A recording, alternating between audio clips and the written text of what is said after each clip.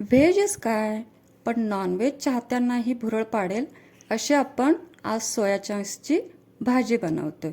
तर ही रस्सेदार भाजी बनवण्यासाठी सगळ्यात आधी आपल्याला लागणार आहेत सोया चंक्स। मी इथं घेतलेत 100 ग्रॅम सोया चंक्स। ते आपण आता गरम पाण्यात एक 10 ते 15 मिनिटांसाठी झाकून ठेवायचे। 15 मिनिटांनंतर बघायचे आपले सोया चंक्स इथं भिजून टम्म झालेले आहेत। हे भिजलेले सोया चंक्स आपण आता दोन्ही हाताने निचरून पिळून घ्यायचं, जेणेकरून पाण्याचा अंश ह्यात राहणार नाही। इथं केले आपण फोडणीसाठीची तयारी। तर कढई तापल्यानंतर आपण टाकायचं त्यात 2 चमचे तेल। तेल तापलं की जिरं आणि मोहरी टाकून घ्यायचा अर्धा चमचा।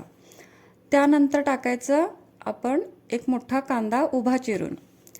कांदा भाजला की टाकायचं 1 चमचा साठवणीतलं लाल तिखट, अर्धा चमचा हळद व अर्धा चमचा धना-जिरा पूड।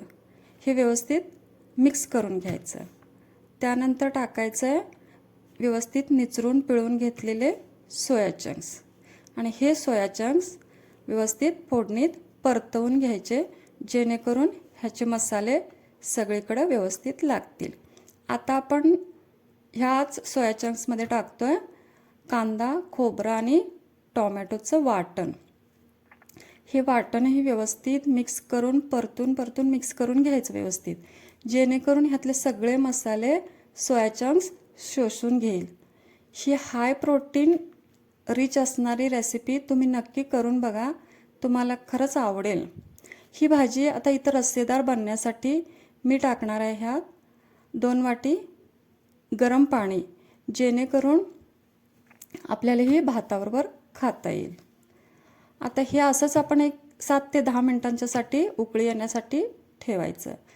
10 मिनिटांनंतर बघायचं आपल्या भाजीला उकळी आलेली आहे, म्हणजेच ती शिजलेली आहे। आता इथं आपण टाकणार आहोत चवीपुरतं मीठ। मीठ टाकल्यानंतर अजून एक उकळी आली की आपली भाजी तयार आहे।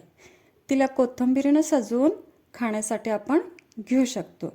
ही भाजी आपण भाकरीबरोबर खाऊ शकतो, चपातीबरोबर खाऊ शकतो, भाताबरोबर तर नक्कीच खाऊ शकतो। तर प्रोटीनचे सर्व गुण संपन्न असणारी ही भाजी तुम्ही नक्की करून बघा, तुम्हाला आवडेल।